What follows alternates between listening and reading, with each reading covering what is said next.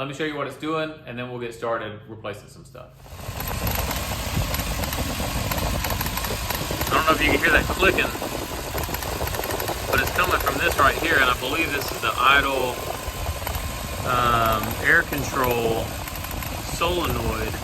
There's this weird idle right now, and this thing seems to be clicking an awful lot. So I don't know if this is the culprit or not, but we're gonna dive a little deeper into it and see what the problem may be.